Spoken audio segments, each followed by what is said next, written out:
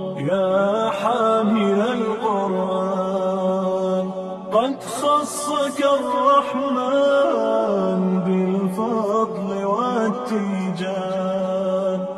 اعوذ باللہ من الشیطان الرجیم. بسم اللہ الرحمن الرحیم.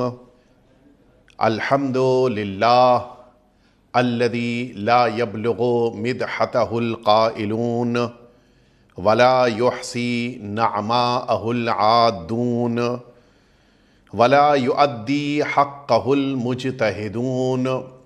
ثم الصلاة والسلام والتحیۃ والاکرام علی سید الانبیاء والمرسلین سیدنا و مولانا ابی القاسم محمد صلی اللہ علیہ وعلی اہل بیتہ الاطیبین الانجبین لا سیما الامام المبین بقیۃ اللہ فی الارضین واللعنة الدائمة الباقية على أعدائهم أجمعين. أما بعد فقد قال الله الحكيم في كتابه المبين وهو أصدق الصادقين وقوله الحق ولقد يسرنا القرآن للذكر فهل من مدكر. محترم اور معزز ناظرین کرام، سامعین ذوی الاحترام، آپ حضرات ماہ مبارک رمضان کے آغاز ہی سے مسلسل علماء کرام کی تقاریر اور مجلسوں کے ذریعے سے اس ماہ عظیم المرتبت میں اپنے وجود کو بھی اور اپنے گھروں کو بھی منور فرما رہے ہیں. ماہ مبارک رمضان کی یہ تاریخیں جو اب دھیرے دھیرے ہمارے درمیان سے گزر رہی ہیں، ان تاریخوں میں ہم سب کی یہ ذمہ داری ہے کہ زیادہ سے زیادہ پروردگار سے لو لگائیں، اپنے رشتے کو رب العزت سے اور زیادہ قوی کریں تاکہ پروردگار کی توجہات اور اللہ کی برکتیں اور رحمتیں ہم سب کے ساتھ پورے سال تک شامل رہیں. میں جن باتوں کو اپنے ناظرین کی خدمت میں پیش کر رہا تھا وہ قرآن مجید سے متعلق ہماری ذمہ داریاں تھیں جنہیں ہمیں انجام دینا ہے اور جن کے سلسلے میں ہم سب کو اللہ کی بارگاہ میں جواب بھی دینا ہے. میں نے عرض کیا تھا کہ اگر کوئی دوست کا بھی خط آ جاتا ہے تو ہماری ذمہ داری اس خط کے لیے 4 طرح کی معین کی جاتی ہے، اور انہی ذمہ داریوں کی جو اصل اور حقیقی شکل ہے وہ قرآن مجید سے متعلق ہماری معین کی گئی ہیں.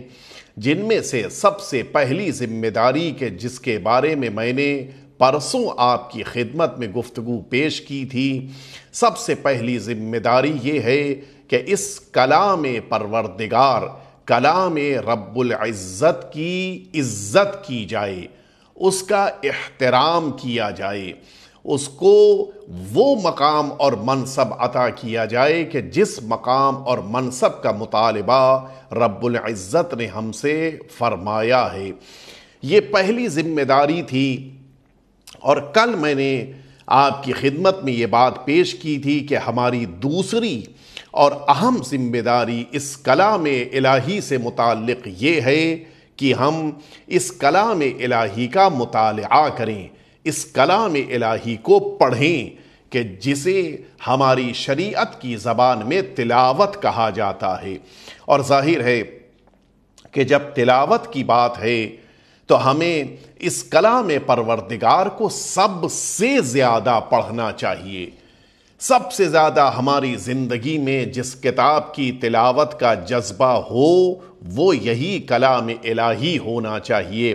اسی لیے صدیقہ طاہرہ حضرت فاطمۃ الزہرا صلوات اللہ وسلامہ علیہا نے وہ معرکۃ العارہ جملہ فرمایا کہ حبب لی من دنیاکم ثلاث، کہ میرے لیے تمہاری اس دنیا سے 3 چیزیں ہیں جنہیں پسندیدہ قرار دیا گیا ہے، کہ جن میں سے سب سے پہلی چیز رسالت مآب صلی اللہ علیہ وآلہ وسلم کے چہرہ انور کی زیارت، اور دوسرا عمل فرماتی ہیں وتلاوت القرآن، میرے لیے اللہ کی کتاب کی تلاوت کو پسندیدہ عمل قرار دیا گیا ہے۔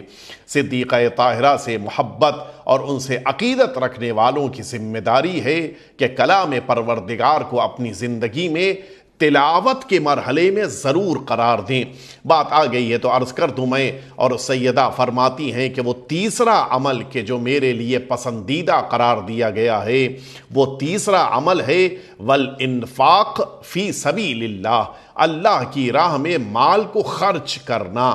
یہ سید عالمیان کو پسند تھا، اور انہی 3 چیزوں کو شہزادی دو عالم نے اپنی زندگی کا محبوب ترین عمل قرار دیا۔ آج مجھے اگلے مرحلے کی طرف بڑھتے ہوئے اس بات کو اپنے ناظرین کی خدمت میں پیش کرنا ہے کہ اس کلام پروردگار سے متعلق ہماری جو تیسری اور بڑی اہم ذمہ داری قرار دی گئی ہے وہ کیا ہے۔ قرآن مجید سے متعلق ہماری ایک بڑی ہی امپورٹنٹ رسپانسبلٹی ہے۔ وہ کیا ہے؟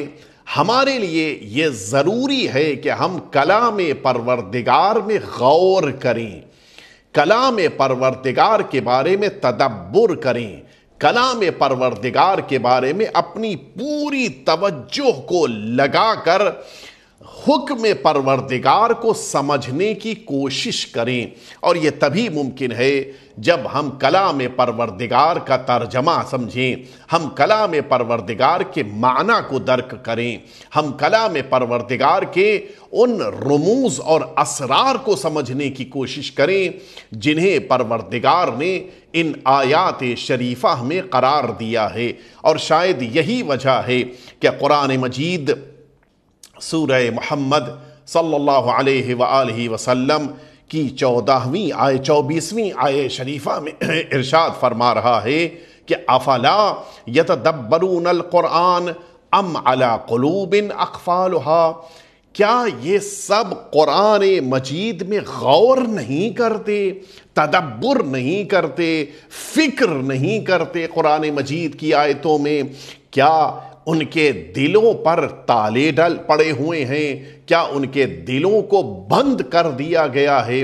یعنی اس کے معنی ہے نگاہ پروردگار میں وہ دل کھلا ہوا ہے جس دل میں اللہ کے کلام کو سمجھنے کا جذبہ ہے، اور جو دل اللہ کے کلام کو سمجھنے کا ارادہ نہیں کرتا اور اس کام کے لیے آگے نہیں بڑھتا، وہ نگاہ پروردگار میں بندھا ہوا ہے، بند ہے، پیکڈ ہے، اس پر تالا پڑا ہوا ہے۔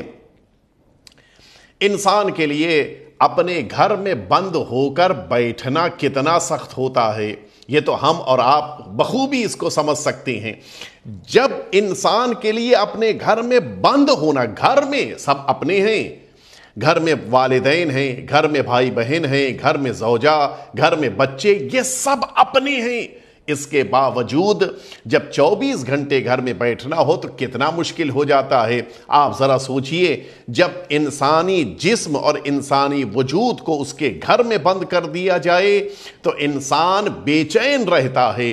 اگر دل کو اس کے سینے میں بندھا ہوا رکھا جائے، دل میں کتنی بے چینی ہوگی، دل میں کتنا اضطراب ہوگا۔ کہا اگر دل کو کھول کر رکھنا ہے، دلوں کو باز کرنا ہے، دلوں کو تمہیں آزاد رکھنا ہے، تو تم اللہ کی کتاب میں موجود اللہ کی نشانیوں میں غور کرو۔ تمہارا ان نشانیوں میں غور کرنا تمہارے اندر دل کو کھولنے کا سبب بن جائے گا۔ لہٰذا ہم سب کو کلام پروردگار کے سلسلے میں اس مرحلے میں قدم رکھنا چاہیے۔ ایک بہت بڑا جو مسئلہ میں بات روک کر یہاں پر عرض کر رہا ہوں کہ ایک بہت بڑا مسئلہ جو ہمارے ساتھ قرآن مجید سے متعلق ہے، جو بہترین ایکسکیوز پیش کیا جاتا ہے، وہ ایکسکیوز کیا پیش کیا جاتا ہے؟ ہم بڑی آسانی کے ساتھ یہ کہہ کر اپنے دامن کو بچا لیتے ہیں کہ قرآن مجید اس زبان میں ہے جو ہم نہیں جانتے، ہم اللہ کی اس کتاب میں موجود عربی زبان سے واقف نہیں ہیں، لہٰذا ہمارے لیے قرآن مجید کو سمجھنا ممکن نہیں ہے۔ کیا یہ ایکسیپٹیبل ہے؟ کیا یہ بات قابل قبول ہے؟ کیا یہ کہا جا سکتا ہے کہ صرف زبان کے نہ سمجھنے کی بنا پر ہم اس کتاب کے لیے یہ ذمہ داری نہیں رکھتے کہ اس کتاب کے بارے میں غور کریں، سوچیں، سمجھیں؟ نہیں، ہرگز یہ نہیں ہو سکتا۔ اگر ہمیں اپنے پروردگار سے محبت ہے تو پھر اپنے پروردگار کے پیغام کو سمجھنا بھی ہماری ذمہ داری ہے۔ اگر ہمیں اپنے پروردگار سے عشق ہے تو پھر ہم کلام پروردگار کو کچھ بھی ہو جائے اس کے سمجھنے کے لیے ہم کوششیں کریں گے۔ کیا کسی دوسری زبان، انسان کی ایک وہ زبان ہوتی ہے جو مدر ٹنگ کہلاتی ہے، کہ جو مادری زبان ہوتی ہے، ٹھیک ہے، یہ زبان اس نے پیدا ہونے کے بعد اپنی ماں سے سیکھی ہے، اور اب نتیجہ یہ ہے کہ زندگی کے آخری لمحات تک اس زبان کو وہ یاد رکھتا ہے۔ لیکن اگر آپ غور کریں، ساری دنیا میں ہر انسان ایک تو وہ زبان جانتا ہے جو اس کی مدر ٹنگ ہے، لیکن اس کے علاوہ یقیناً ایک اور زبان کو جانتا ہے کہ جو اس کی سوسائٹی میں، اس کے معاشرے میں، اس کے ان لوگوں کے درمیان جن کے درمیان وہ اٹھتا بیٹھتا ہے، بولی جاتی ہے، اس زبان کو یقیناً سیکھتا ہے۔ اور آج تو ایکیڈمک دور میں اگر آپ غور کریں، ہر بچہ ایک تھرڈ لینگویج کو ضرور سیکھتا ہے، کہ جس لینگویج کو اس کو سیکھنا ہی ہے، کہ 10th کے ایگزام سے پہلے اس کے پاس اس زبان کے سیکھ لینے اور اس کے اوپر کمان رکھنے کے لیے ضروری قرار دیا جاتا ہے، اور یقیناً وہ اسے سیکھ لیتا ہے۔ یہ بچہ اپنی ماں کی زبان کے علاوہ دوسری زبان کی نالج رکھتا ہے، کبھی کبھی تو اتنے اچھے انداز سے بولتا ہے کہ محسوس ہی نہیں ہوتا کہ یہ اس زبان کے لوگوں میں سے نہیں ہے۔ اور اس کے لیے ہم نے بہت دیکھا ہے، جس زمانے میں حوزہ علمیہ قم میں ہم سب مقیم تھے، تعلیم حاصل کر رہے تھے، اس زمانے میں وہ بچے جو حوزہ علمیہ قم میں، ان ہمارے برادران کے جو ہمارے ہندوستان سے متعلق تھے، جو وہاں پر اسٹوڈنٹ تھے، ان کے وہ بچے جو ایران میں پیدا ہوئے تھے، بہترین اردو بول رہے ہیں، اس لیے کہ گھر میں ماں باپ اردو بول رہے ہیں، اور یہی بچے باہر بازار میں جانے آنے کی بنا پر، پڑوسیوں کے ساتھ اٹھنے بیٹھنے کی بنا پر اتنی اچھی فارسی بولتے تھے کہ ہم لوگ جنہوں نے باقاعدہ جا کر وہاں پر فارسی سیکھی تھی، کبھی کبھی وہ ان لفظوں کو نہیں بول پاتے تھے جو وہ بچے بڑی آسانی سے بول لیتے تھے۔ یعنی اس کے معنی ہے اللہ نے انسان کے اندر یہ استعداد رکھی ہے، یہ ایبیلٹی ہے کہ وہ دوسری زبان کو سیکھ سکتا ہے۔ اگر یہ پتا چل جائے کہ دنیا کی ساری زبانیں، جتنی بھی زبانیں ہیں، وہ سب زمین کے اوپر ہی صرف کام آنے والی ہیں، زمین کے اندر جانے کے بعد صرف ایک زبان کام آنے والی ہے، لغت اہل الجنہ العربیہ، جنت میں رہنے والوں کی زبان یہ عربی زبان ہے۔ قبر میں جانے کے بعد زبان جس میں گفتگو کرنی اور سمجھنی ہے وہ عربی زبان ہے۔ تو کیا اس زبان کو سیکھنا ہمارے لیے مشکل کام ہے؟ ہم دنیا کی مشکل سے مشکل زبان سیکھ سکتے ہیں، تو کیا عربی ہمارے لیے سیکھنے کی گنجائش نہیں ہے؟ اگر ہمارے دل میں اللہ کی محبت ہے، اگر ہمارے دل میں پیغام پروردگار کو سمجھنے کا جذبہ ہے، آپ یقین جانیے اس کلام پروردگار کو سیکھنا کتنا آسان ہو جائے گا۔ آپ اس بات کو بخوبی جانتے ہیں، جب شوق پیدا ہو جاتا ہے، راستے کی مشکلات جتنی بھی زیادہ ہوں وہ انسان کو بہترین اور نعمت والی لگنے لگتی ہیں۔ حتیٰ اگر شوق پیدا ہو جائے، کانٹوں کا بستر پھولوں کی سیج بن جاتا ہے۔ ہم کیوں نہیں یہ شوق اپنے اندر پیدا کرتے کہ ہمیں عربی زبان سیکھنی ہے؟ اور آج کل جب ہم کو فرصت ملی ہے، مہلت ملی ہے، موقع ملا ہے کہ ہم پروردگار کی بارگاہ میں زیادہ سے زیادہ بندگی کریں، ہمیں موقع ملا ہے کہ ہم اپنے گھروں میں رکیں، ہمیں موقع ملا ہے کہ ہم کوئی کام باہر کا نہیں بلکہ گھر میں بیٹھ کر سارے کام انجام دیں، کیا آج کے دور میں آن لائن عربک سیکھنا کوئی مشکل کام ہے؟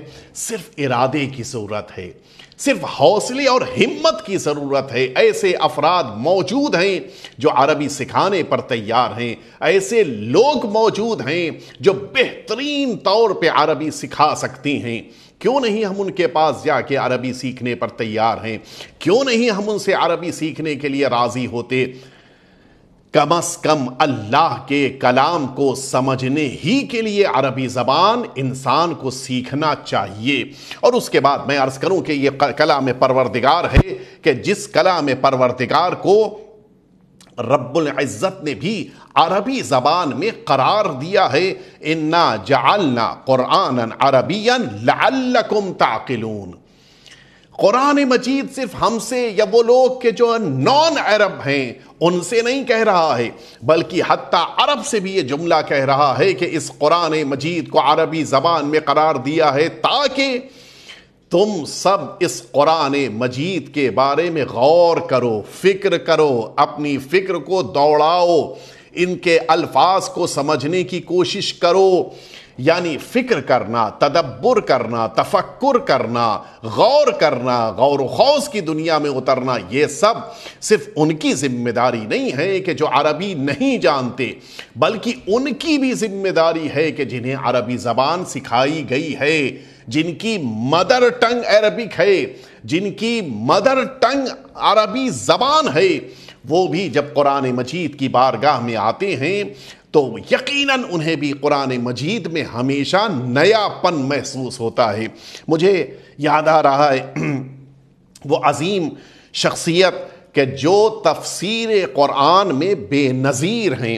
اس وقت آپ جانتے ہیں کہ سرزمین ایران میں حجت الاسلام آقائے محسن قراتی حفظہ اللہ تعالی جتنی عمر انقلاب اسلامی ایران کو ہوئی ہے اس سے زیادہ عمر سے وہ اس ملک میں قرآن مجید کی تفسیر کا درس کہہ رہے ہیں۔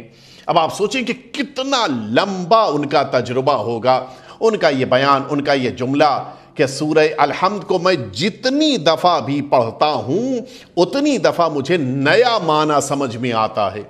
اس کے معنی ہے قرآن مجید کو بار بار پڑھنے سے، اس پر غور کرنے سے، فکر کو دوڑانے سے انسان کو نئے نئے معانی، نئے نئے مفاہیم ملتے ہیں۔ معمولی بات نہیں ہے۔ میں عرض کروں آیت اللہ العظمیٰ سید محمد رضا گلپائگانی رحمت اللہ علیہ، بہت جلیل القدر عالم دین، شاید ہمارے سامعین اور ناظرین میں بعض نے ملاقات کی ہو، دیکھا ہوگا، بڑے جلیل القدر اور بڑے ہی خدا رسیدہ انسان تھے۔ بہترین زندگی، بڑی اچھی زندگی آپ نے گزاری، اور قرآن مجید سے آپ کی خدمتیں، آپ کی قرآن مجید سے متعلق خدمتیں بہت زیادہ ہیں۔ آپ صبح میں قرآن مجید کی جب تلاوت کرتے تھے تو دوران تلاوت کسی ایک آیت کو اپنے ذہن میں بٹھا لیتے تھے، اور پھر صبح سے لے کے دوپہر، دوپہر سے لے کے شام، شام سے لے کے رات اس ایک آیت پر غور کرتے رہتے تھے۔ یہ ہیں ہمارے مراجع کرام، یہ ہیں ہمارے بزرگ علماء دین۔ ایک آیت کے بارے میں سوچنے سے متعلق پورا دن گزار دیتے تھے، اور پھر اس کے بعد جملہ فرماتے تھے کہ میں نے اس آیت کے پیغام کو کسی حد تک سمجھنے کی کوشش کی ہے۔ ہم تو بڑے مطمئن ہو جاتے ہیں کہ الحمدللہ قرآن ہماری سمجھ میں آ گیا۔ یہ بھی ایک مشکل ہوتی ہے۔ ابھی تک ایک ایکسکیوز یہ ہوتا ہے کہ قرآن نہیں جانتے، نہیں سمجھ پاتے، اور جہاں تھوڑی بہت عربک آ گئی پھر تو الحمدللہ ہمیں تو قرآن آتا ہے، ہمیں تو سیکھنے کی ضرورت ہی نہیں ہے، ہمیں تو غور کرنے کی ضرورت ہی نہیں ہے۔ جبکہ حقیقت یہ ہے کہ قرآن جتنی دفعہ پڑھا جائے انسان کو اتنا ہی زیادہ اس قرآن مجید سے متعلق نئے نئے مفاہیم، نئی نئی باتیں سمجھ میں آتی جاتی ہیں، اور اس قرآن مجید کو اپنی زندگی میں انسان کو اتارتے رہنا چاہیے۔ میں آپ کی خدمت میں عرض کروں کہ اس قرآن مجید کے لیے فرمایا سرکار امیر المؤمنین حضرت علی ابن ابی طالب علیہ السلام نے کہ تعلموا القرآن فإنہ احسن الحدیث، قرآن سیکھو اس لیے کہ سب سے زیادہ اچھی گفتگو اگر ہے تو وہ قرآن مجید کی گفتگو ہے۔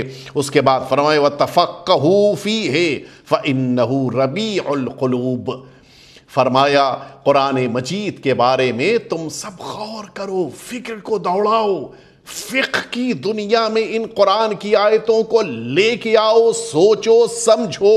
کیوں؟ فرماتے فَإِنَّهُ رَبِيعُ الْقُلُوبِ، اس لیے کہ یہ قرآن مجید ہے جو دلوں کی بہار ہے۔ آپ نے دیکھا ہوگا انسان جسے پسند کرتا ہے اگر وہ کہیں ملاقات کے لیے آ جائے، انسان بیمار ہے، بستر پہ لیٹا ہوا ہے، عالم یہ ہے کہ نہ کھانے کے لیے دل چاہ رہا ہے، نہ پانی پینے کو دل چاہ رہا ہے، کوئی ملنے بھی آ جاتا ہے تو انکار کر دیتا ہے کہ مجھے ملنا نہیں ہے، حتیٰ کوئی فون بھی آ جائے تو فون پر بات کرنے کے لیے تیار نہیں ہے، لیکن اچانک جس کو وہ پسند کرتا تھا، جس سے اس کا دل ملا ہوا تھا، اگر وہ آ جائے، اب اس کے آ جانے کے بعد اب تو دل یہ چاہ رہا ہے کہ کھانا بھی کھا لیں، دل یہ چاہ رہا ہے کہ پانی بھی پی لیں، دل یہ چاہ رہا ہے کہ وہ بیٹھا رہے، ہمیشہ گفتگو کرتا رہے، میں سنتا رہوں۔ کیوں؟ کہا اس لیے کہ دل کو بہار مل گئی ہے، دل پوری طرح سے خوشحال ہو گیا ہے۔ فرماتے ہیں سرکار امیر المؤمنین کہ یہی صورتحال، یعنی دلوں کا خوشحال ہو جانا، دلوں میں بہار کا آ جانا، یہ تب ہوتا ہے جب انسان قرآن مجید کے بارے میں غور کرتا ہے، قرآن مجید کے بارے میں فکر کو دوڑاتا ہے، اور انسان شاد ہوتا ہے، خوشحال ہو جاتا ہے جب اس قرآن مجید کے بارے میں سوچنا شروع کرتا ہے۔ میں اپنے ناظرین کی خدمت میں عرض کروں، دیکھیے پوری دنیا کا ایک دستور ہے، ہمارے ہندوستان میں بھی یہی طریقہ کار ہے، جب سال بدلتا ہے تو سال کے چینج ہوتے ہی جب نیا سال شروع ہوتا ہے تو پھر اس بچے کے لیے کہ جو پڑھائی کر رہا ہے، اس بچے کے لیے جیسے ہی نیا سال شروع ہوا، کلاس چینج ہو گئی، کلاس چینج ہو جانے سے کیا اس کے علم میں اضافہ ہوگا؟ 8th کلاس سے 9th اسٹینڈرڈ میں آ گیا، اب تو اس کے علم میں اضافہ ہو جائے گا۔ 9th سے کچھ دنوں کے بعد 10th میں چلا گیا، پھر 11th میں چلا آیا، کیا اس کے علم میں اضافہ کا نہیں؟ کلاس کے بدلنے سے علم نہیں بڑھتا ہے، بلکہ کتابیں اپنا اسٹینڈرڈ بڑھاتی ہیں، اور ہائی اسٹینڈرڈ کی کتاب پڑھنے کی بنا پر انسان کا علم دھیرے دھیرے بڑھنے لگتا ہے۔ وہی بچہ جو کل ABCD پڑھ رہا تھا، آج وہی بچہ انگریزی کی کتاب کو روانی کے ساتھ پڑھ رہا ہے۔ کیوں؟ کہ اسٹینڈرڈ کتاب کا بڑھ رہا ہے، انسان کی کتاب چینج ہوتی جاتی ہے، اور نتیجے میں اس کا علم میں اضافہ ہوتا جاتا ہے۔ یعنی کلاس بدلنے سے علم نہیں بڑھتا ہے، کتابیں بدلنے سے علم بڑھتا ہے۔ کبھی ایسا ہوا دنیا کا آج کا جو ایجوکیشنل سسٹم ہے، جو بیسٹ سمجھا جاتا ہے، میں اپنے ناظرین سے یہ بات پوچھوں کہ ایسا کبھی ہو سکتا ہے؟ ابھی ظاہر ہے کہ مشکلات ہیں، اور ان مشکلات کا سب کو سامنا کر رہے ہیں اور کرنا پڑ رہا ہے۔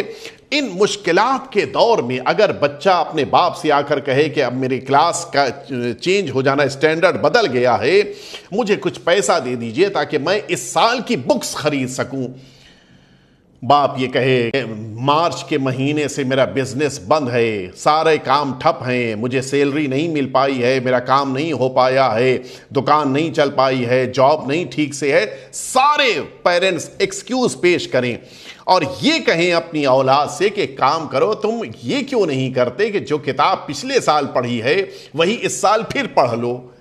بچے کا کیا جواب ہوگا؟ ڈیڈی آپ تو ماشاءاللہ سے پڑھے لکھے ہیں، یہ کیسی بات کر رہے ہیں؟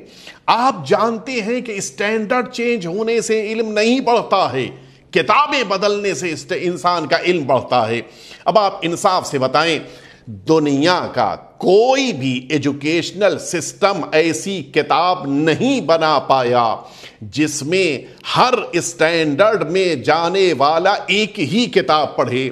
8th اسٹینڈرڈ میں وہی کتاب پڑھی، 9th اسٹینڈرڈ میں وہی کتاب پڑھی، 11th پہ پہنچا پھر وہی کتاب پڑھی، 12 13 میں پہنچا پھر۔ ہو ہی نہیں سکتا ہے کہ دنیا کا کوئی نظام ایسی کتاب نہیں بنا سکتا ہے، لیکن ہاں رب العزت نے ایک کتاب ایسی ضرور بنائی ہے جس کی خاصیت یہی ہے، بچہ دنیا میں آنے کے بعد جب بسم اللہ کرتا ہے، اسی کلام پروردگار سے بسم اللہ کرتا ہے، کچھ دنوں کے بعد جب قرآن پڑھنا شروع کرتا ہے تو اسی کتاب قرآن مجید کی آیتوں کی تلاوت کرنا شروع کرتا ہے، دھیرے دھیرے عمر بڑھتی جاتی ہے، یہی قرآن مجید پڑھتا جاتا ہے، یہاں تک کہ ایک دن یہی انسان مجتہد بن کے فتویٰ دیتا ہے تو اسی قرآن کی آیتوں سے۔ جس قرآن کو ایک بچہ پڑھ رہا تھا اسی قرآن کی آیتوں سے ایک مجتہد فتویٰ دے رہا ہے۔ کیوں؟ کہا اس قرآن مجید کو رب العزت نے یہ شرف عطا کیا ہے کہ اس قرآن کے اندر جتنا غور کرتے جاؤ گے اتنے ہی مفاہیم لے کر تم باہر نکلتے جاؤ گے۔ میں عرض کروں کہ روایتوں میں اس سلسلے میں جملہ وارد ہوا ہے کہ یہ قرآن مجید ہے کہ جس قرآن مجید کو پروردگار نے یہ شرف دیا ہے، جتنا سوچتے جاؤ اتنا قرآن کے اندر تمہیں مفہوم ملتا جائے گا۔ فرمایا رسالت مآب صلی اللہ علیہ وآلہ وسلم نے فرماتے ہیں کہ وَلَهُ ظَهْرٌ وَبَطْنٌ وَظَاهِرُهُ حُكْمٌ وَبَاطِنُهُ عِلْمٌ، اس قرآن مجید کے پاس ایک ظاہر ہے ایک باطن ہے، ظاہر اس کا حکم پروردگار ہے، باطن اس کا علم ہے۔ اس کے بعد فرماتے ہیں لَهُ نُجُومٌ وَعَلَى نُجُومِهِ نُجُومٌ، اس کے پاس روشنی ہے اور ایک روشنی کے اوپر دوسری روشنی ہے، اس کے اوپر تیسری روشنی ہے، اس کے اوپر چوتھی روشنی ہے۔ لا تحصى عجائبہ، اس قرآن مجید کے عجائبات کو کوئی شمار نہیں کر سکتا ہے، اور کوئی بھی دنیا میں کوئی بھی انسان معصوم کے علاوہ اس کی ساری حقیقت کو نہیں سمجھ سکتا ہے۔ اور اسی لیے قرآن مجید سے متعلق یہ جملہ بھی فرمائے کہ اِنَّا لِلْقُرْآنِ ظَهْرًا وَبَطْنًا، حضور اکرم صلی اللہ علیہ وآلہ وسلم ہی کا جملہ ہے کہ قرآن مجید کے لیے ایک ظاہر ہے اور ایک باطن ہے، وَلِبَطْنِهِ بَطْنًا، اور اس کے اندر چھپے ہوئے راز میں بھی اگر غور کرو تو اور راز کھلتے جائیں گے، إِلَى سَبْعَةِ أَبْطُنٍ، یہاں تک کہ 7 راز انسان کو ایک لفظ ایک جملے میں ملیں گے۔ وَفِي رِوَایَةٍ إِلَى 70 بَطْنٍ، إِلَى 70 بَطْنًا، 70 راز ایک آیت کے اندر چھپے ہوئے ہیں۔ وَفِي أُخْرَى 70,000 بَطْن، یہاں تک کہ 70,000 راز ایک ایک آیت میں چھپے ہوئے ہیں۔ آپ نے توجہ فرمائی؟ اس کے معنی ہے کہ یہ ایک ایسا خزانہ ہے کہ جس خزانے کے پاس جتنا انسان جائے اتنا زیادہ اپنے کو دامن پر کر کے انسان واپس لے کر آ سکتا ہے۔ سمندر میں آپ نے دیکھا ہوگا، سمندر کی اپنی خاصیت ہوتی ہے۔ اتفاق یہ ہے کہ جس جگہ سے ہم سب ایک دوسرے سے خطاب کر رہے ہیں اس سرزمین کا تعلق بھی سمندر کے کنارے سے ہے۔ ظاہر ہے کہ ممبئی شہر والے اچھی طرح سے اس کو سمجھتے ہیں۔ شہر ممبئی بسا ہے سمندر کے کنارے، آپ سمندر کے قریب چلے جائیے، ساحل پہ جا کے ٹھہریے، سی شور پہ آپ کھڑے ہیں، آپ بلندی سے دیکھیے، آپ کو پتہ چلے گا کہ موجیں ہیں جو آ کے سر پٹک کے واپس چلی جا رہی ہیں۔ آپ کو صرف یہ دکھائی دے گا کہ ان موجوں کے اوپر چھوٹے چھوٹے بلبلے ہیں، ابھرتے ہیں ختم ہو جاتے ہیں، پھر ابھرتے ہیں پھر ختم ہو جاتے ہیں۔ وہیں بغل میں ایک فشر کھڑا تھا، مچھوارا کھڑا تھا، اس نے کہا جناب آپ کیا دیکھ رہے ہیں؟ آپ کو پتہ بھی ہے کہ یہاں اچھی اچھی مچھلیاں موجود ہیں، کبھی مجھے تو مچھلی نہیں دکھائی دے رہی ہے۔ اس نے کہا یہ بلبلے بتا رہے ہیں کہ اس کی تہ میں مچھلیاں موجود ہیں، یہ اس کی نظر ہے، یہ گہرائی تک وہ دیکھ رہا ہے، میں نہ دیکھ پایا۔ عجب تعجب یہ ہوا کہ بغل میں تیسرا آدمی کھڑا تھا، اس نے کہا بس صرف مچھلیاں؟ کہا ہاں صرف مچھلیاں۔ کہ میں اس کی گہرائی میں وہ قیمتی موتی دیکھ رہا ہوں کہ جن میں سے ہر ایک لاکھوں کی قیمت رکھتا ہے۔ ایسے نہیں مانیں گے تمہاری بات۔ کہ ٹھیک ہے میں ابھی ثبوت دیے دیتا ہوں۔ گیا دوڑ کے پیچھے واپس اپنے روم میں گیا، اور جب واپس پلٹا تو اب صورت پہچانی نہیں جا رہی ہے۔ اپنے سر پہ خاص قسم کی کیپ لگائے ہوئے ہے، ایک خاص قسم کی جیکٹ پہنی ہے، خاص قسم کا پینٹ پہنے ہوئے ہے کہ جس میں باقاعدہ جوتے جڑے ہوئے ہیں۔ جو جیکٹ ہے اس میں پیچھے باقاعدہ آکسیجن لگی ہوئی ہے کہ جس کے ذریعے سے وہ ناک تک نلیاں لگی ہوئی ہیں اور پھر ان کے ذریعے سے وہ سانس لے سکتا ہے۔ وہ اس خاص لباس کو پہن کے آیا اور سمندر کی گہرائیوں میں کود گیا۔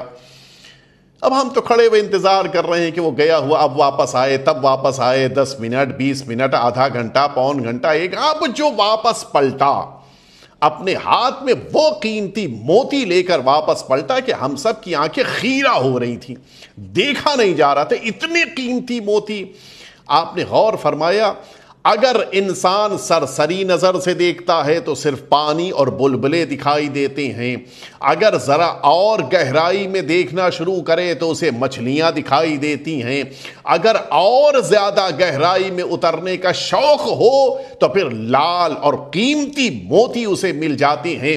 بس یہی صورتحال قرآن مجید کی بھی ہے۔ کوئی ہے جو بس قرآن کی طرف بڑھا اور ذرا سا پڑھ کے واپس پلٹ آیا، کوئی ہے جو کچھ اور آگے بڑھا اور کچھ مفاہیم کو لے کے تفسیر کی دنیا میں واپس پلٹا، کوئی اتنا زیادہ بڑا فقیہ اور عالم تھا کہ جو قرآن مجید کی بارگاہ میں گیا تو حکم پروردگار اور فقہ کے فتوے کو لے کر واپس پلٹا۔ اس کے معنی ہیں قرآن میں ساری چیزیں موجود ہیں، بس ایسا انسان چاہیے کہ جو ان ساری چیزوں کو تلاش کرنے کے لیے قرآن کی طرف بڑھے۔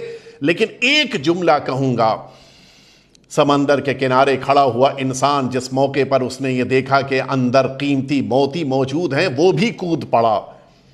دیکھیے یوں ہی اگر کود جائے گا انسان سمندر میں تو پھر نکلے گا نہیں، نکالا جائے گا۔ یوں ہی نہیں سمندر کی گہرائی میں جانا ہے، بلکہ خاص لباس کو ذریعہ بنانا ہے، اور اس پروٹیکشن کے ساتھ انسان جس موقع پر جائے گا تو اب اس سمندر کی گہرائی میں نہ سانس کے لینے میں پریشانی ہوگی، نہ بڑی بڑی مچھلیوں کے کھا لینے کا خطرہ اور خوف ہوگا، بلکہ قیمتی شے تک جا کے لے کے واپس پلٹ آئے گا۔ اس کے معنی ہے کہ سمندر کی گہرائی میں بھی اترنے کے لیے کچھ پروٹیکشن اور کچھ ذریعے چاہیے ہیں کہ جن کے ساتھ اگر جائے گا تو انسان خطرات سے محفوظ رہے گا۔ ٹھیک یہی صورتحال قرآن مجید کی بھی ہے کہ اس قرآن مجید کی بارگاہ میں جب انسان آئے تو اہل بیت اطہار کے ذریعے سے آئے، اہل بیت اطہار کے ساتھ آئے، اور نتیجہ یہ ہوگا کہ بہترین اور قیمتی لال اور گوہر لے کر قرآن سے واپس پلٹے گا۔ ضرورت اس بات کی ہے کہ قرآن مجید کی بارگاہ میں ہم آئیں، قرآن مجید کو سمجھیں، قرآن مجید کے بارے میں غور کریں۔ جتنا ہم قرآن کے بارے میں غور کرتے جائیں گے ہمیں ایک سے ایک قیمتی گوہر ملتے جائیں گے، اور پھر ہم سب اس قرآن مجید سے متعلق اپنی ذمہ داریوں کو پورا کر سکیں گے۔ روایت میں ہے ہمارے اور آپ کے چھٹے امام جعفر صادق علیہ السلام کا ارشاد گرامی قدر ہے کہ یکرہ ان یقرأ قل هو اللہ احد بنفس واحد۔ مولا فرماتے ہیں کہ مکروہ ہے کہ سورہ قل هو اللہ احد کو ایک ہی سانس میں پڑھا جائے۔ اس کے کئی وجوہات علماء نے بیان کی ہیں، ظاہر ہے کہ سب کو تو نہیں یہاں پر بیان کرنا۔ ایک وجہ جو علماء نے بیان کی ہے وہ یہی ہے کہ انسان کو کم از کم سورہ قل هو اللہ احد کو پڑھتے وقت اتنی دیر رکنا چاہیے کہ کم از کم اس کے معنی اور مفہوم کے بارے میں سوچے، غور کرے، کیا کہہ رہا ہے اپنی زبان سے۔ قل هو اللہ احد، اے پیغمبر آپ کہہ دیجئے کہ وہ ذات پروردگار احد ہے، ایک اکیلی ذات ہے۔ یہ اعلان جب انسان اپنی زبان پہ جاری کرے تو اسے سوچنا چاہیے، بے نفس واحد، ایک سانس میں پورا سورہ نہ پڑھ جائے، بلکہ سوچتے ہوئے، ٹھہرتے ہوئے آرام سے اس سورے کو پڑھے۔ کیوں؟ تاکہ پتہ تو چلے کہ پروردگار نے اس مقدس سورے میں کیا پیغام اس کے لیے قرار دیا ہے۔ اور اسی لیے روایتوں میں ہے کہ ہمارے اور آپ کے 8ویں امام علی رضا علیہ الصلاۃ والسلام، پروردگار ہم سب کو 8ویں امام کی شفاعت نصیب فرمائے۔ آقا فرماتے کہ انی لو اردت ان اختمہ فی اقرب من 3 لختمت، اگر میں چاہوں تو 3 دن سے بھی کم مدت میں قرآن مجید کو ختم کر سکتا ہوں۔ مولا 3 دن میں ایک قرآن ختم فرماتے تھے۔ مولا فرماتے کہ 3 دن سے بھی کم مدت میں میں ایک قرآن ختم کر سکتا ہوں، لیکن پھر بھی میں 3 دن میں کیوں قرآن مجید پڑھتا ہوں؟ وَلَكِنِّي مَا مَرَرْتُ بِآيَةٍ قَطْ إِلَّا فَكَّرْتُ فِيهَا۔ لیکن یہ 3 دن کیوں لگتے ہیں؟ مولا فرماتے ہیں کہ وجہ یہ ہے کہ میں جس بھی آیت سے گزرتا ہوں اس کے بارے میں غور کرتا ہوں۔ وَفِي أَيِّ شَيْءٍ أُنزِلَتْ، کس سلسلے میں یہ آیت نازل ہوئی ہے یہ سوچتا ہوں۔ وفی ای وقت، اور کس وقت پروردگار نے اس آیت کو زمین پر نازل فرمایا اس کے بارے میں غور کرتا ہوں۔ فَلِذَلِكَ صِرْتُ أُخْتِمُهُ فِي كُلِّ 3، یہی نتیجہ ہے کہ میں اس ایک قرآن مجید کو 3 دنوں میں مکمل کرتا ہوں۔ آپ نے توجہ فرمائی، معصوم کی زندگی کی سیرت بھی یہی ہے کہ ہم جب معصوم کی سیرت پر عمل کرنا چاہ رہے ہیں تو اپنی زندگی میں کوشش کریں زیادہ سے زیادہ قرآن مجید کو توجہ کے ساتھ، تفکر کے ساتھ، پورے غور و خوض کے ساتھ پڑھیں۔ اور اسی لیے سرکار امیر المؤمنین حضرت علی ابن ابی طالب علیہ السلام، دیکھیے ایک بہت بڑا مسئلہ ہوتا ہے ہمارے ساتھ کہ جو ہم اپنی زندگیوں میں اختیار کرتے ہیں کہ جو اسلام کا ناپسندیدہ عمل ہے، ہم پہلے ایک فکر اپنے ذہن میں لے کر آتے ہیں اور پھر جاتے ہیں قرآن کے پاس اور اس فکر سے متعلق آیت کا ترجمہ کر لیتے ہیں اور اسے پیش کر دیتے ہیں۔ جبکہ اسلام کیا چاہتا ہے؟ اسلام یہ چاہتا ہے کہ فکر لے کر قرآن کے پاس نہ جاؤ کہ تم قرآن کی آیتوں کو اپنی فکر کے مطابق بنا لو، بلکہ خالی ذہن ہو کر قرآن کے پاس جاؤ اور پھر قرآن جو فکر دے اسے لے کر واپس پلٹو۔ آپ نے توجہ فرمائی، دونوں میں بہت فرق ہے۔ مثال کے طور پہ ہم یہ سوچتے ہیں کہ ایک انسان کے پاس مثلاً انسان کے پاس 2 بچے ہونے چاہیے۔ اب نتیجہ یہ ہے کہ انسان نے یہ ایک فکر تیار کی، قرآن مجید کی بارگاہ میں گیا، جن آیتوں میں 2 لفظ کا تذکرہ ہے ان آیتوں کو لے کے واپس پلٹا اور پھر یہ اعلان کر دیا کہ دیکھو قرآن میں 2 کی اہمیت ہے۔ جبکہ ہونا کیا چاہیے تھا؟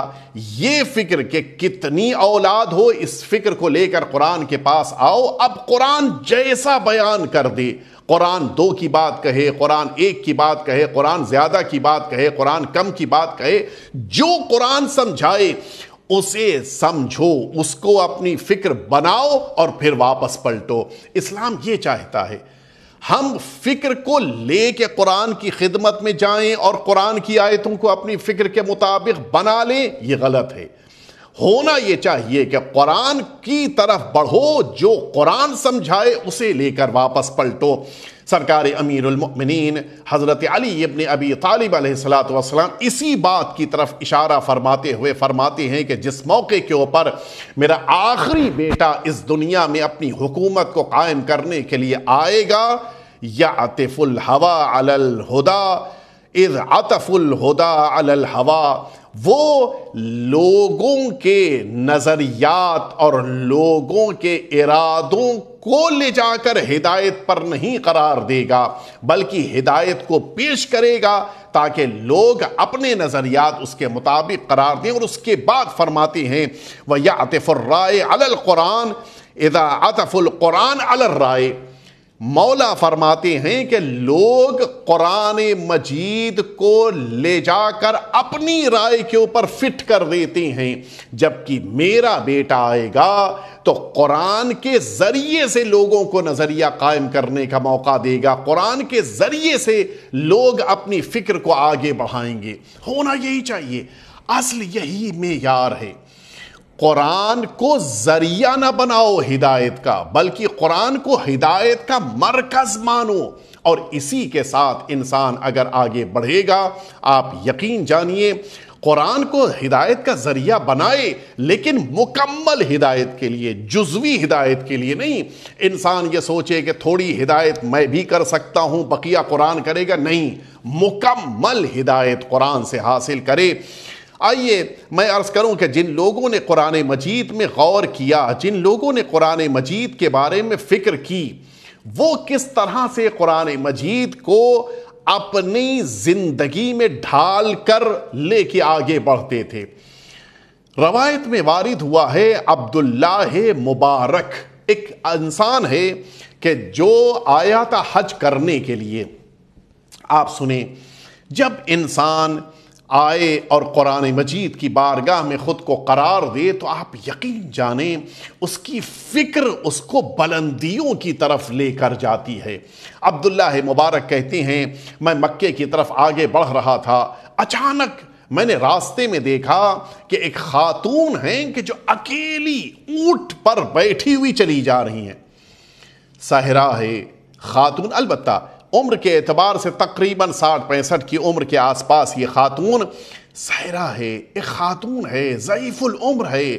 اس عالم میں آپ جانتے ہیں آج کا دور نہیں ہے، اس زمانے میں صحرا میں سفر کرنا جہاں پہ پانی کی گنجائش نہیں ہے، راستے میں کھانے پینے کا کوئی انتظام نہیں ہے، راستے میں کوئی بھی رہنما نہیں ہے، راستے میں انسان کے بھٹکنے کے چانسز ہیں کہ کس راستے پر چل پڑا خود اسے نہیں پتا ہوتا، بے پناہ مشکلات کا۔ میں نے جب اس خاتون کو دیکھا تو میں نے آگے بڑھ کے، ظاہر ہے کہ اس کا رخ بھی مکے کی طرف ہے، میں بھی مکے کی طرف جا رہا ہوں، میں نے آگے بڑھ کر سلام کیا۔ میں سمجھ گیا کہ کوئی بڑی محترم خاتون ہے، بڑی اللہ والی کوئی خاتون ہے، میں نے سلام کیا۔ آپ سنیں گے عبداللہ مبارک کہتے ہیں کہ میرا سلام کرنا تھا کہ اس بلندی پر بیٹھی ہوئی اس خاتون نے جو مجھے جواب دیا، میں حیرت میں پڑ گیا۔ ایک بوڑھی ضعیفہ خاتون جواب میں قرآن کی آیت سنا رہی تھی۔ جواب دیا، سلام قولا من رب الرحیم، سورہ یاسین آیت نمبر 58۔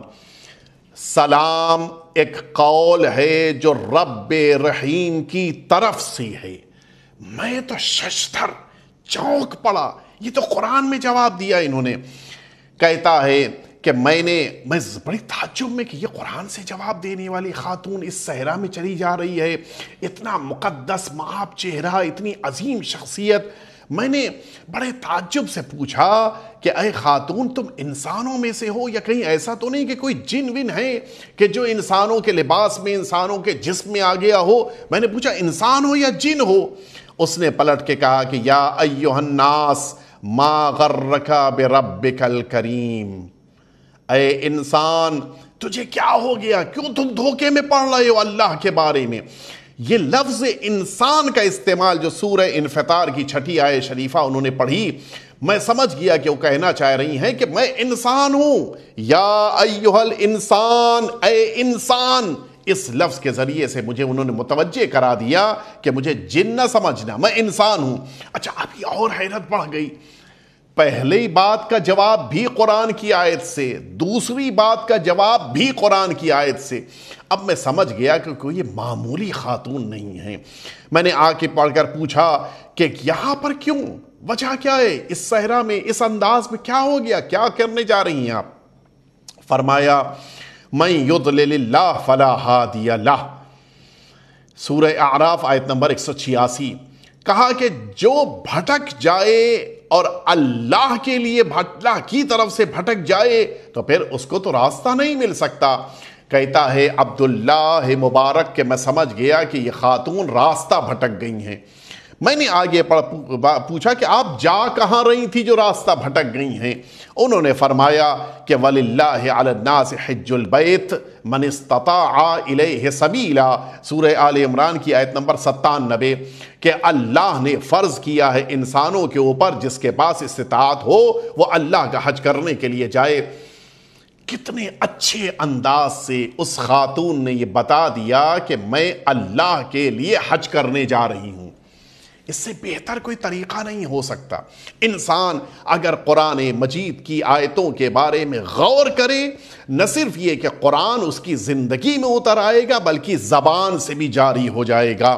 میں نے ان سے پوچھا کہ یہ بتائیے آپ صحرا میں اگر راستہ بھٹک گئی ہیں اور حج کرنے جا رہی تھیں آپ، تو آپ کتنے دنوں سے راستہ بھٹکی ہوئی ہیں؟ اچھا، جب ایسا کوئی موقع آ جائے اور یہ پتہ چل جائے کہ سامنے والا مثلاً اپنے علم کے بنا پر علم کی گفتگو کر رہا ہے، تو انسان نئے نئے انداز سے نئے نئے جملوں کے ذریعے سے سوال پوچھتا ہے کہ کہیں تو جواب دینے میں رک جائیں گی۔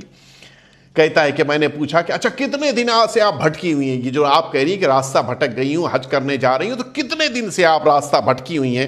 انہوں نے بیان کیا کہ 3 لیال سویہ، سورہ مریم آیت نمبر 10، 3 راتیں مسلسل میں بھٹکی ہوئی ہوں۔ اتنے اچھے انداز سے قرآن کی آیتوں کے ذریعے اپنے ما فی الضمیر اور اپنے دل کی باتوں کو زبان سے جاری کرنا، کہتا ہے میں نے آج تک نہیں سوچا تھا۔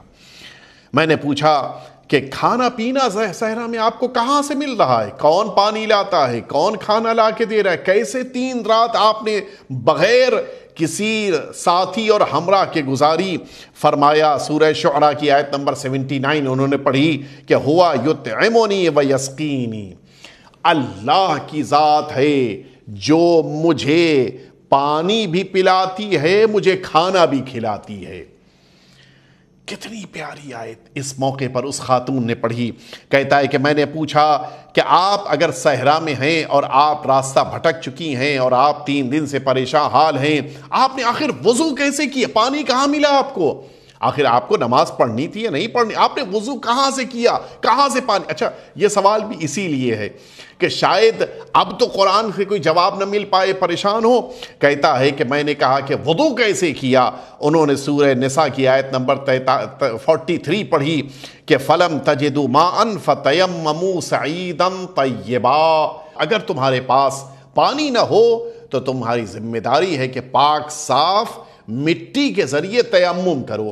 انہوں نے سورہ نساء کی 43ویں آیت شریفہ کے ذریعے سے یہ بتا دیا کہ انسان اگر صحرا میں پانی نہ ملے، بھٹکا ہوا ہو، تو اس کو تیمم کر لینا چاہیے۔ آپ غور کریں کتنے اچھے انداز سے اپنی بات بھی بیان کی جا رہی ہے، شریعت بھی بیان کی جا رہی ہے۔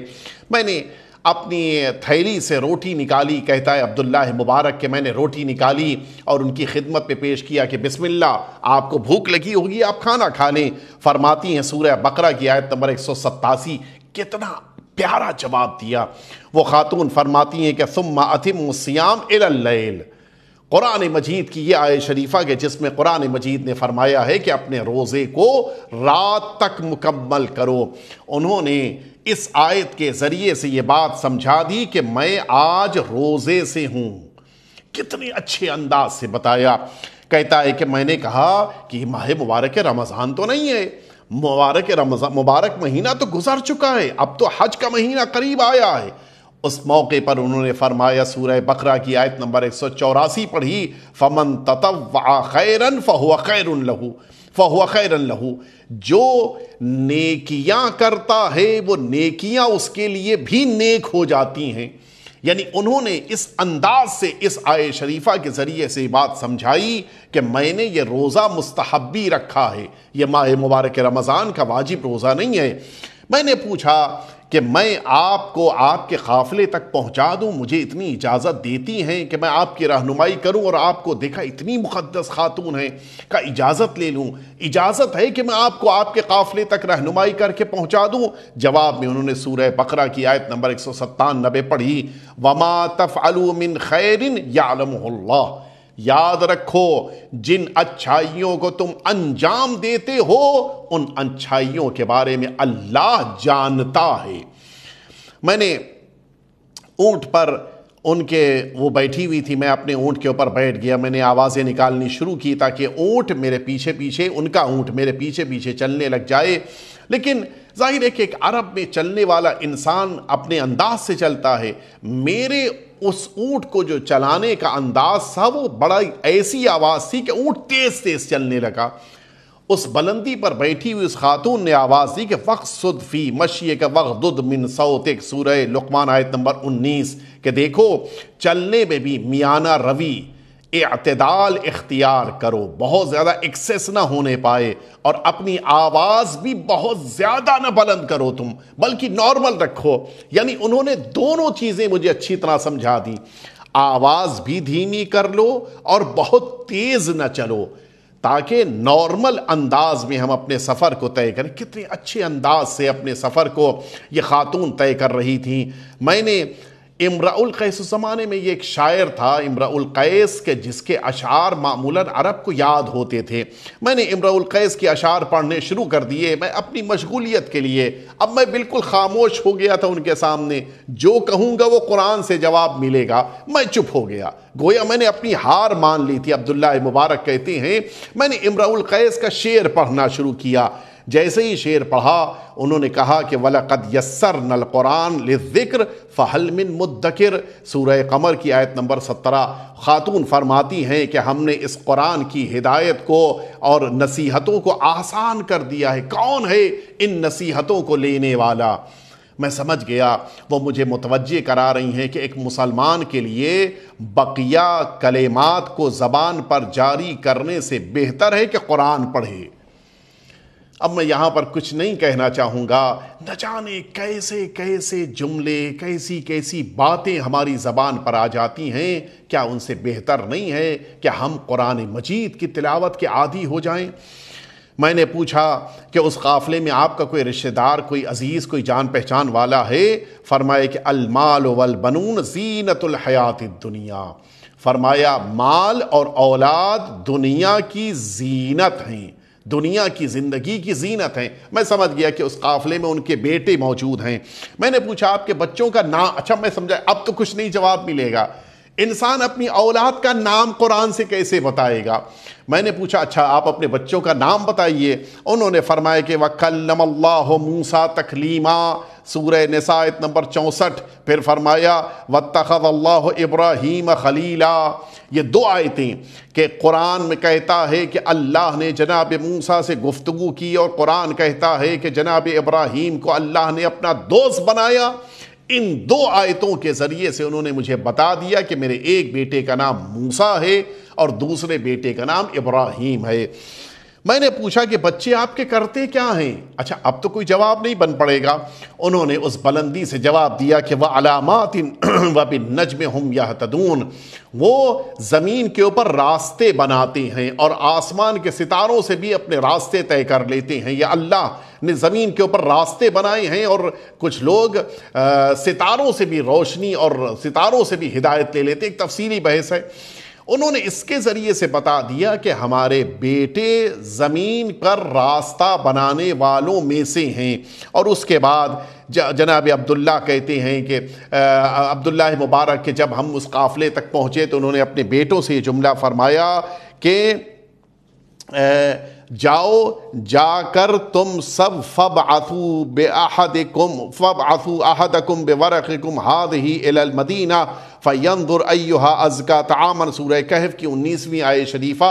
انہوں نے اپنے بیٹوں سے فرمایا کہ جاؤ کسی کو بھیجو تاکہ جا کر کچھ سامان، کچھ کھانے پینے کی چیز لے کے آئے۔ جناب عبداللہ کہتے ہیں کہ اس خاتون نے اپنے بیٹوں کے ذریعے سے یہ بات سمجھانی چاہیے کہ میرے لیے اور اس مہمان کے لیے کچھ کھانے کا انتظام کرو۔ اور اس کے بعد جب اس کے بیٹے لے کر آ گئے تو اس خاتون نے مجھ سے فرمایا کہ کلوا واشربوا ہنیئا بما کنتم تعملون، سورہ طور آیت نمبر 19، کہ تم کھاؤ پیو اور پوری طرح سے اچھے انداز سے کھاؤ پیو اللہ کی عطا کردہ نعمتوں کے اوپر۔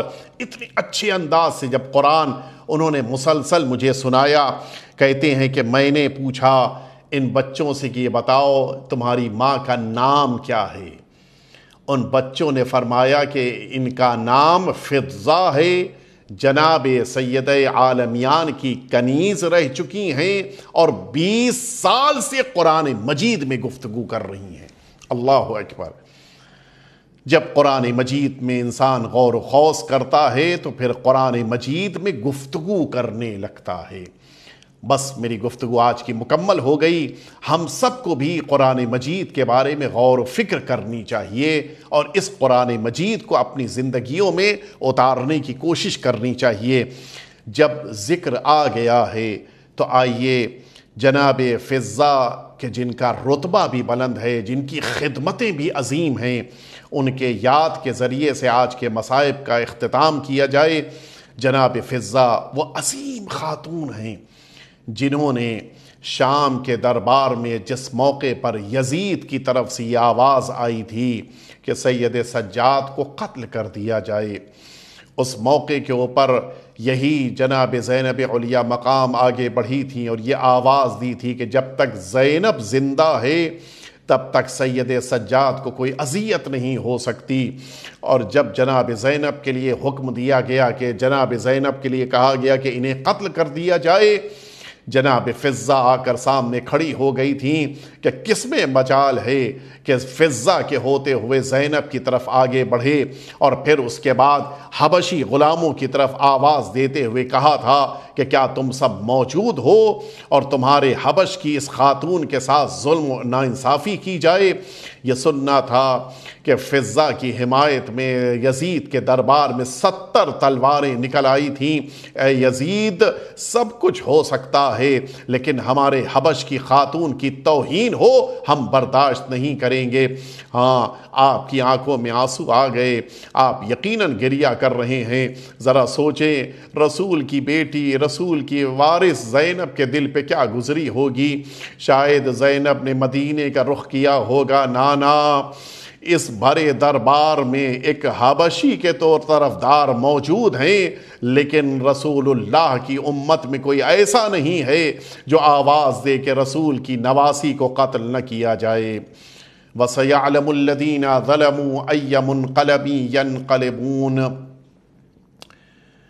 اللہم صلی علی محمد وآل محمد۔ پروردگار، تیری بارگاہ میں بہترین دعا ہے، ہم سب کے آقا اور مولا کے ظہور میں تعجیل فرما، ہم سب کو حضرت کے خدمت گزاروں میں شمار فرما، اور قرآن مجید کو پڑھنے اور اس کے پر غور و فکر کرنے کی توفیق ہمیں عنایت فرما۔